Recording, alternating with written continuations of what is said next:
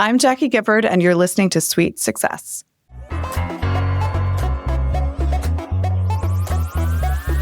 You've just checked in to Sweet Success. Join me, Katie Cline, for exclusive conversations with hotel executives, hospitality leaders, and industry innovators. Together, we'll uncover the strategies and techniques these masters of hospitality relentlessly refine. Whether you're already in the industry or just starting out, tune in every week to unlock the secret to your sweet success. Hello, everyone, and welcome back to another episode of Sweet Success. I'm your host, Katie Cline, and today I'm delighted to welcome Jacqui Gifford to the show. Jacqui is the editor-in-chief of Travel and Leisure, a global media brand that inspires and empowers the world's most curious and passionate travelers to travel more and travel better. Jacqui is constantly on a plane scouting new hotels, shops, and restaurants to bring her readers the latest news and trends. She began her journalism career after graduating from Princeton with a degree in English, holding roles at Vanity Fair, Brides, and OK Magazine before landing at Travel and Leisure. She's a frequent on-air expert for stations like CBS and NBC, and is someone who seems to have travel in her blood, being born in Japan, raised across Saudi Arabia, Qatar, and Philadelphia, and now calling New York City home. Jacqui, thank you so much for being here today. Thank you. It's been a wild week. I bet. Well, you and I first met a really long time ago, back when I was working for Starwood Hotels and Resorts, and you had just started at Travel and Leisure. And even though we've known each other for so long, I had no idea you were born in Japan. You grew up across Saudi Arabia, Qatar, Philadelphia. Obviously, now New York is your home. I'd love to start there. What was that global childhood like? Growing up abroad was, without a doubt, one of the most formative things of my life. My father was working abroad, and for a company, we were fortunate enough to travel to so many different places. But yes, I was born in Japan, 1980, dating myself, but that's fine. And I was born in a typhoon. My mother always tells me it was typhoon number 19, and the water was coming in from under her hospital door. It was really fascinating to live in Japan. I lived there twice, actually, once in the early 80s and then back in the mid 90s. And no one actually really visited us. My grandmother came to visit us, and one friend from Bucks County came. But actually, I loved Japan deeply. And it was so interesting to live in Tokyo and get used to living in a major city like that and not speaking the language. I took a little Japanese, but it never stuck. And now to see that, wow, Japan is on the top of every American traveler's list, it just never was before. And I went back again this year, and it was amazing to see how many Americans were interested in going.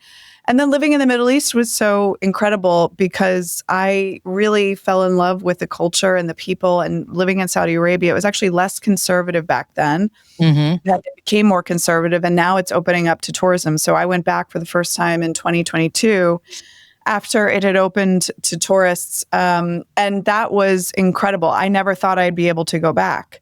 And it was just as memorable and beautiful and all of the things. But, without a doubt. And then living in Philadelphia and Bucks County and then living in New York, without a doubt, traveling at a young age really made me a more tolerant and empathetic person. Why did you guys live so many different places? My father worked for Mobil Oil. And so the reason we would travel, we would oftentimes go to a place where there was oil, whether that was the Middle East or my parents, before I was born, lived in Texas and California. They lived in France. But then we would often live in a place where, there was work done that was supportive of the industry. So in Japan, there were several companies that they worked with, and we would live there for a couple of years and move somewhere else for a couple of years. But and then we lived in Philadelphia just because there was an office there, an office nearby. But the really interesting part of it was that, when you're an expat and you're a kid growing up and you go to the American schools, and they're really fascinating because there's not just Americans, there's kids from the local community, there's kids from other countries that just wanted to have an American education. So actually, I met kids from all over the world, even though, you live in Qatar, but actually I met kids from France, from Canada, from Brazil. They're just all living there. And actually, it was really quite special. Yeah. Yeah. It's like a mini UN in your classroom. Yeah, exactly. Yeah. That's exactly right. With your background, I mean, it feels like you were destined to work in the travel industry. I guess. I right? guess. I guess. When you chose to study English at Princeton, was it with the goal of being in travel media one day? No, never. Wow. There was never a goal even to work in journalism. So it was so funny. I was actually a better math student than I was English student. I love math, and I was a good English student, and I love to read, and I'm still a voracious reader, but I was never necessarily like, I'm going to work in journalism. I want to be a reporter. There was never sort of a grand plan. And I fell into English at school and college. And I then ended up finding and carving a path through in media. But Princeton didn't have a journalism school, and I never went to journalism school. I never set out to do it. It just happened. And I never specifically thought I'd work in travel journalism. It wasn't a dream. I think it happened organically, and I'm thrilled that it did. But I always say, and even just coming out of the summit that we just had a thought leadership event, people reinvent themselves all the time, and there's second, third, fourth, fifth careers for us all. And so who knows where, anybody can find a path if they're passionate about something. But oftentimes, it's not the first thing you set out to do. Yeah. Or you don't even know it exists yet. You didn't even know. Exactly. I was like, I always read Travel and Leisure growing up, but I never said, wow, I'm going to work at Travel and Leisure. Right. What made you choose to study English then, if math was more where your comfort lied? Math was my thing, but I think once you sort of go to college, you realize I didn't decide. I felt like history, the arts was more of my passion, even though I was actually better at the other stuff. Test-wise, who knows? Better it's all subjective. But yeah. I enjoyed learning about the other things, and that's where I ended up. Wow. And I think storytelling is obviously such a core part of what you do. You just mentioned you're a voracious reader still to this day. In your eyes, what makes a great story? I think a story has to, first of all, it can be on various mediums, right? But if you want to just break it down from a textual standpoint, I think a great story has humor and just sharp writing, and it feels like you are right there with the narrator characters. I don't know. I say humor because I often think that even the most serious books, there's always a little something every now and then to make you laugh. I'm thinking about, even from A Middlemarch by George Eliot to, I'm reading a book called Yellowface right now, and it's a mystery suspense, but it's very funny. So I think humor is very important. It's hard to do. And I think the person has to feel vulnerable when they're telling the story, and then the story feels like it's a true thing. Yeah. Do you have any writing pet peeves that could be as a reader or as a writer yourself or from your editorial staff, things that maybe when you read make you roll your eyes? I'm laughing. I think it's funny when people interview. I think I get why they do it, but there's kind of a trope of a travel person interviewing a taxi driver for a story. And it's like, I got a great idea from a taxi driver. That's great. I'm so glad you did. But it's been done. So it's not that I don't think it's a real thing. It's just sort of, yeah.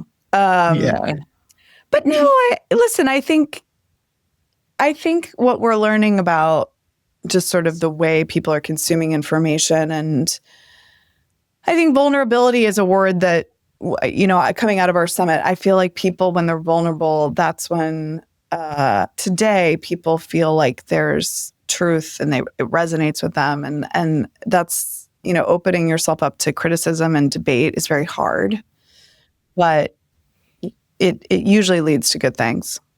Yeah, absolutely. So what type of pitch is grabbing your attention these days?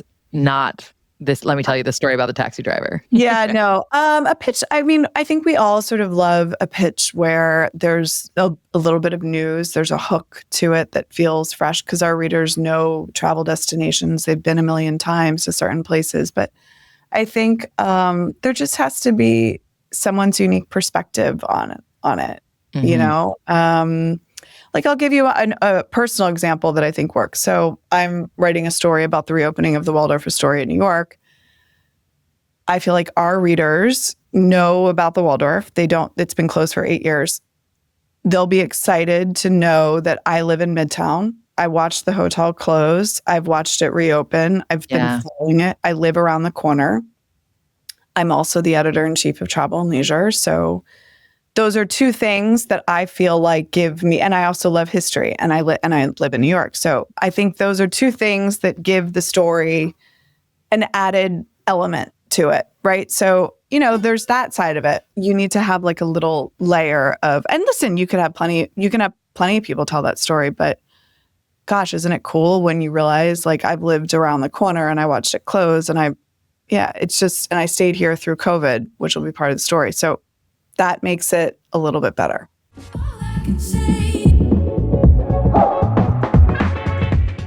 The next time you're traveling or celebrating an important occasion, book a Flytographer photo shoot. They make it easy to capture memories by connecting you with hand-picked professional photographers in over 350 destinations around the world. I should know. Capturing memories with family and friends is super important to me, and I've booked Flytographers from Maine to Paris to London. A Flytographer shoot is an essential part of every trip I plan. They also have an incredible affiliate and travel advisor program. Add a photo shoot to your customer's next itinerary and earn 10% commission. Visit flytographer.com/sweet success for $25 off your first shoot or to sign up as an affiliate or travel advisor. That's flytographer.com/sweet, like hotel suite, success.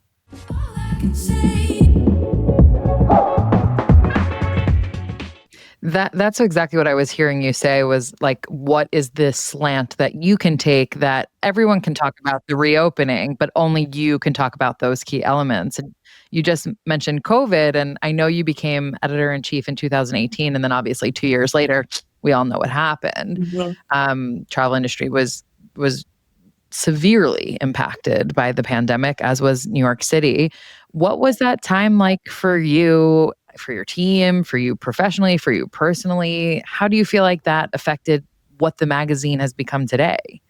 I think it brought us closer together in many respects. I think it made us more bold and adventurous and not afraid to take a risk. It was really hard, but we moved everybody to work remotely. We had to adapt everything, how we routed stories, how we thought about destinations. Could we get somebody there on a plane? It was really hard. But I will say, we did great work then. We did a fashion shoot in New York City, and we won an ASME award for the cover during COVID. And in 2021, it was March, our cover came out. It said, are you ready for a spring? And it's a new season. So, everybody was ready for something new. And I felt like that was sort of the vibe. And would I have done that same cover if COVID hadn't happened? Probably not. So I don't know. You have to kind of, I think it was a really trying time for people personally and professionally, but we made it through. We're on the other side. So it's exciting. And to that point, really, travel, media, the world is constantly changing. Like the only thing constant is change, right? And I think there's been this debate for a very long time now, like, is print dying? I mean, personally, I'm a longtime loyal print subscriber, so I would firmly disagree. But what is your take on the future of travel media? And maybe more specifically, like, where do you see travel and leisure in 5, 10, 15 years? Print has had challenges, of course, since, but I don't think it's dying. There's actually a lot of niche magazines launching and all, Yeah.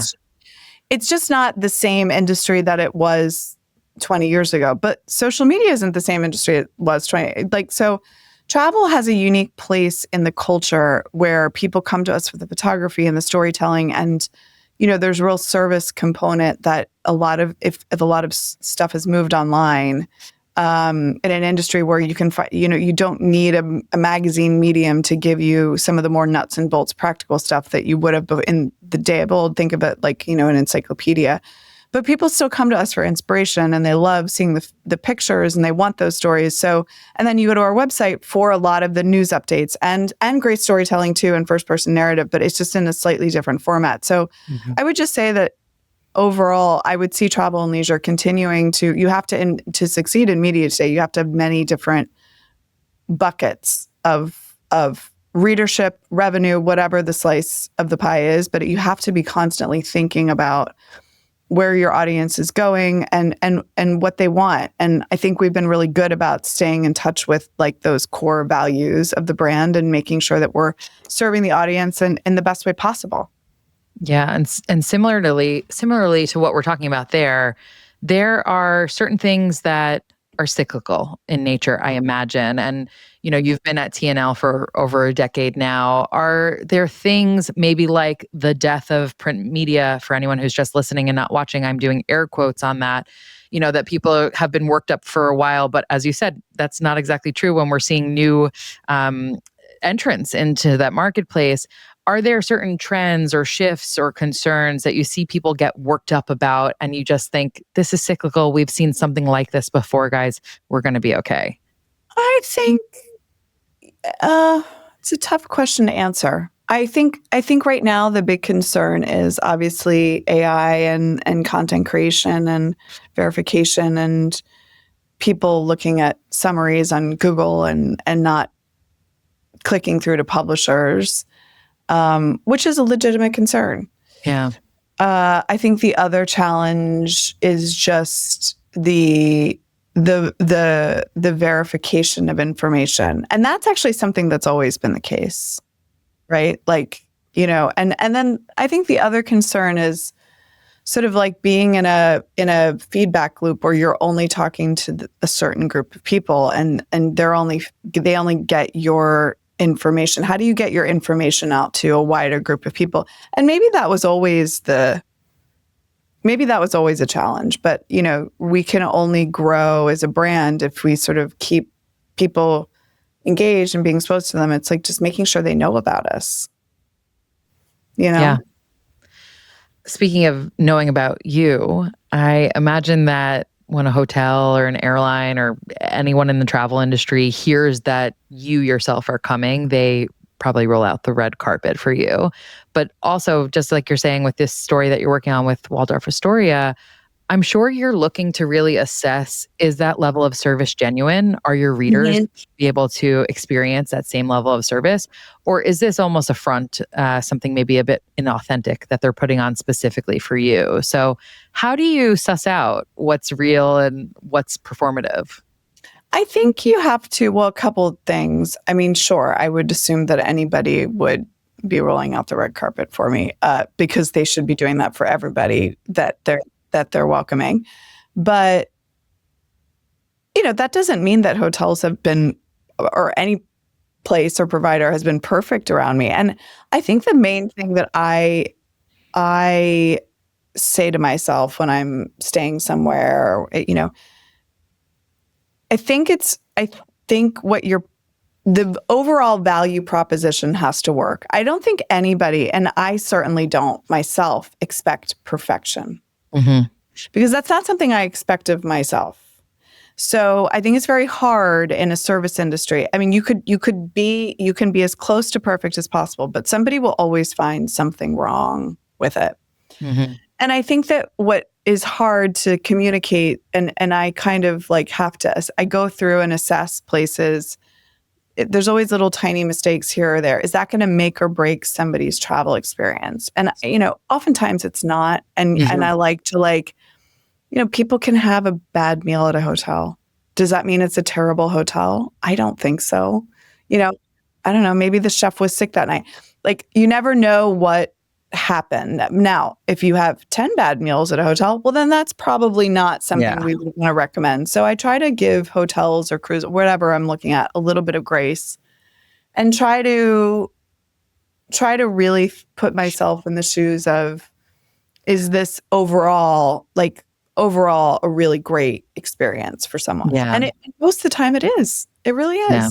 And I also I like to try a broad variety of things and places. So like we went to Disney World, which is I love Disney World. We went there for between Christmas and New Year's. And that was really fascinating to try that with my son because he had never been. And then we went on a safari. So like I try to do a lot of different things to help understand where people are going. So it's not just like staying at the Waldorf Astorias of the world. Right. I like how you just said that you don't expect perfection of yourself. I am a bit of a recovering perfectionist myself. So have you always given yourself that grace or like keeping your way? I know. I say that, but like I'm my own worst critic, but at the same time, I think it's very hard to let go and say, you know what, today wasn't my day or what, and that's fine. Like there are some days you wake up and you look great, you feel great. And there are some days it's just not going to work out that way. So I don't know. I'm not, we can all strive for perfection. I'm not saying we shouldn't all strive for it, but I think like the delivery of it is pretty hard. Yeah. I think of our event that we did this week. It was as close to perfect as it was going to get. But like, of course, there's always things we can improve on it. And that's just life. Yeah. I love that. Let's talk a little bit about trends. What destinations, maybe travel habits, hospitality approaches are exciting you right now? Is there anything that you think is going to be the next big thing or what are you looking at? So I mentioned Japan still trending right now. I think South Korea is really interesting. I also concerts and sporting events seem to still be selling out and getting people to engage and spend money. We've seen a dip in some of the luxury fashion space. People are pulling back a little bit on their spend there, but they really still want to invest in some of these more premium things like F1. I think that domestic travel is still doing pretty good. I look at this year's World's Best Winners, which is exciting. We've got Santa Fe and New Orleans and Charleston, some really great cities. I also think that people are feeling a little cramped in airports, and that's a tough spot to navigate. But I'm not sure if we're ever going to figure out our way around that one. But other trends, what else is trending? I mean, listen, like I think we see that solo travel is really popular, particularly among women. I think people are really enjoying great restaurants and they're booking trips around some of the best restaurants in the world and then building, they want to get that top table. It's harder to get into those top tables. People are dining earlier. That's stuck since COVID. It doesn't seem to be going away. People are drinking a little less. I don't know. Is that enough for you? Yeah, definitely. Are there any trends that you're tired of? Or you're like, let's stop talking about them? No, I think I think people, I feel like the destination dupe trend is a bit done. But it is what it is. I get it. People are looking for the next something, but I think they've always been like that. Yeah. And you mentioned airports being a bit cramped. I know one of the panelists at the World's Best Summit had said something about we need to start thinking about air travel as just transportation and that the real travel begins at the hotel and in the destination.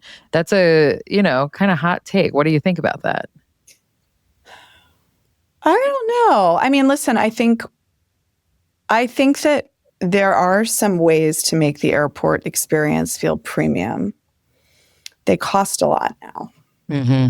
So you just have to accept that if you're not flying in business class or in some airports in Asia, certainly, and other parts of the world, the actual lounge space is quite great. Middle East, if you're not going to one of those places, it's just going to be fine. It's just going to be fine. If you had to only travel to one place outside of New York for the rest of your life, that's it. You can only go one place. Where are you going? What hotel are you staying in? And what airline or maybe car, train, who knows, are you taking to get there? I guess I would go back and say Japan. Mm. Big enough destination to explore so I could do other things.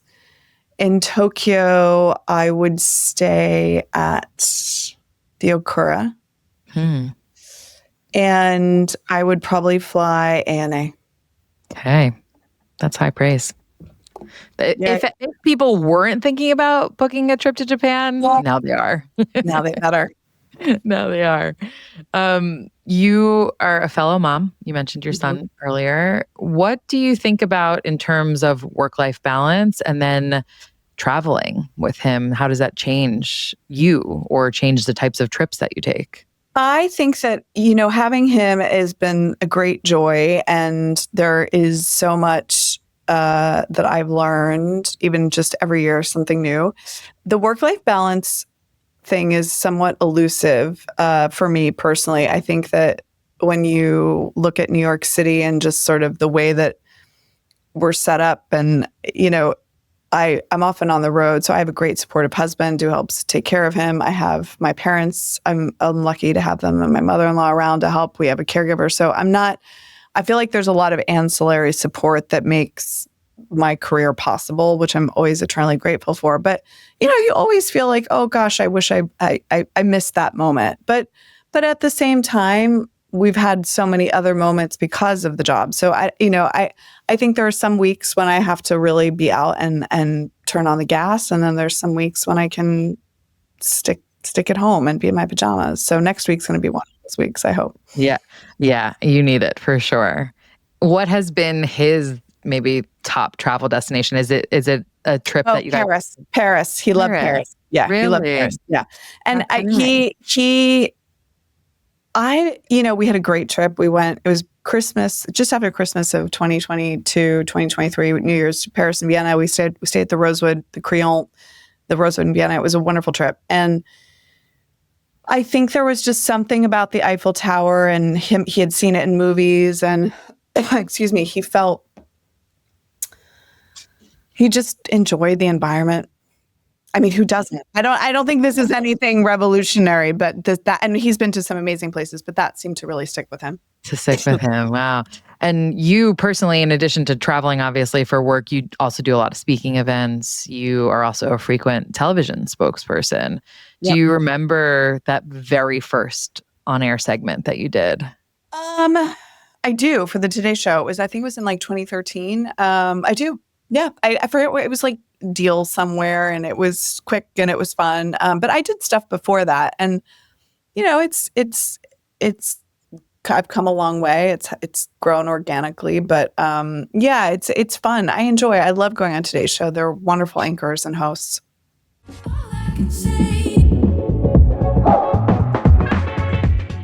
Keeping up with online reviews across platforms is tough, but FeedCheck makes it easier by bringing all reviews from all channels into one place. In addition to tracking your own feedback, you can even monitor competitors to see how you compare.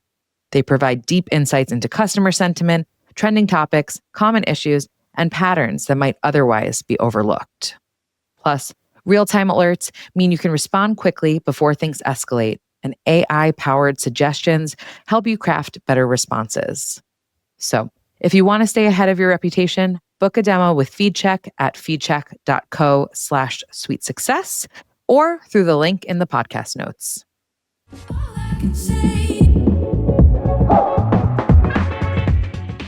Were you nervous that first time? Yes, for sure. Listen, I'm never not nervous. It's just the level of nerves go up and down, depending upon the day, what else is happening in my life, it just changes. Yeah. It just changes. Absolutely. But I think it's healthy. And also going on TV and speaking to a live audience is also very different from speaking to just camera versus speaking in front of a live audience here at the office. It's all very different. So it just, it requires different skills and skill sets. Yeah, like you speaking at the World's Best Summit, you're Yeah. getting that real-time audience feedback. Are people laughing? Are they engaged? Are they leaning in? Yep. Versus if the team was remote and you're all on a Zoom call and everyone's on mute, are things landing? Are they not? We don't know. Yep.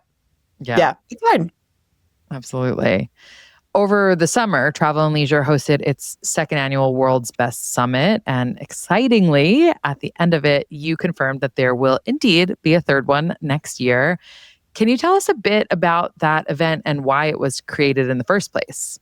We felt like the travel industry needed to hear more from our editors and their point of view. We often get asked what the editors are thinking, how to pitch, and there was that part of it, just getting them more front and center. But also I felt like I've been to enough conferences where the conversation is quite dry and not really that heartfelt. And there was a chance for us to really solidify we have a strong B2B, for lack of a better word, presence, whether talking to travel advisors, executives. So I felt like we could play that up in a really impactful way by gathering people together. It's not a consumer event in that it's not like a reader would buy a ticket. I mean, it certainly can, but it's more about the industry coming together, and it just happened organically. We have people coming in for the World's Best Awards anyway, and it was like, well, people are flying in from all over the world. Let's look into the fact that they're already here and think about doing something. We happen to have a great auditorium in our office, and it just fell into place. And last year was great, and then this year it just kicked it up a notch. So I think we've really cemented our status as a thought leader and innovator as a brand. And for anyone who is listening or watching, when you hear auditorium in our office, you might think of one thing, but let me tell you, that is a world-class event space. It is absolutely stunning, fabulous. And in addition to that, you brought obviously major players from the travel industry, but you also brought some star power too. You brought Tracee Ellis Ross, you brought Selma Blair, two incredible, incredible women who delivered really powerful keynote conversations. What were your favorite takeaways from each of those sessions, or maybe even a private moment behind the scenes? Yeah, well, both of them were our cover stars. So we had relationships with them. I met them in person at both shoots, and I connected with both of them in a very meaningful way. When someone gives you that kind of time for a shoot, it's really wonderful. And I asked, both of them to come because, and this goes back to the storytelling part of it. It's like, you can convey things, and both of them did social media for us. And, you can convey certain things on a page, on a, site, on a video, but the power of hearing them tell their personal stories in real life, I think is there's nothing greater. So Selma has multiple sclerosis. She has, had to go through some pretty intensive treatment and has come out and now been an advocate for those with disabilities. And I think her message of sharing to the hotel industry what we could do better, even if it's putting somebody in the room with the best view, something simple as that,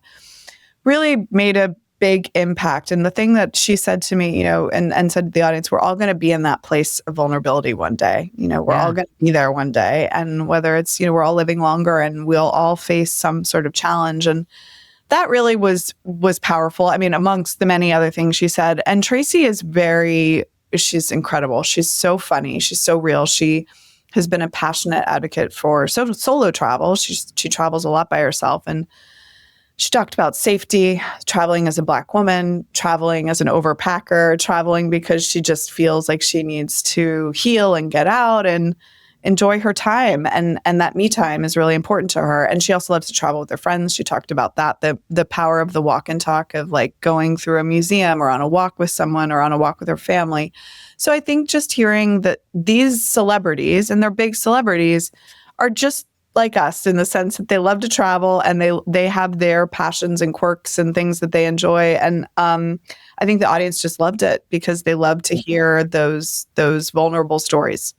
Yeah, absolutely. Everything you were just saying about Tracee with the walk and talk, I actually came home and was like, I need to plan a trip with my friends. Like, I need to refocus on that. She did such a great job of conveying that. And I think even in just those two examples that you gave, you're showing how the programming really spanned the full spectrum of travel. We had expeditions, loyalty, solo travel, as you just mentioned, all inclusives, sports tourism, and then, of course, with Selma, accessible travel. Yeah. If you had to pick one moment from the entire summit or an insight or something that stood out the most, you had to pick one, what would it be and why? I think the debate that was sparked in the loyalty panel was quite fascinating. It was a panel that was as much about the joys and as the frustrations of that side of the business, and that was really interesting to me. Yeah. This is something that really everyone's like, wow, the system is kind of broken. So the audience really felt that. And I think more than the content that was being discussed, it was really refreshing to see panelists disagreeing respectfully, very respectfully so. But a lot of times, to your earlier point, you attend these events and it's a lot of like, I'm a publicist at heart, but we can really see through as an audience when it's just talking point after talking point. You want those real opinions, the vulnerability, and you want the debate. And that's what the loyalty session did so well. Yeah, it was fantastic. Looking ahead, Travel and Leisure is also involved in another incredible event, one hosted by your sister brand, the Food and Wine Classic. That's going to be taking place in Charleston, South Carolina this November, I understand. Between that event and the World's Best Summit, it's really incredible to see how you guys are bringing these iconic media brands to life in a way that consumers, or like you said, the industry can really experience. And, we heard it in one of the sessions at World's Best, talked a lot about branding. How do you think about these brand extensions? I think it's just a way to, in all honesty, engage with people in a really intimate. I mean, that they're festivals, but they're not huge, right? So it's a premium ticketed event. Same with our summit. So it's just about dialogue. It's about conversation. It's about getting your brand out there and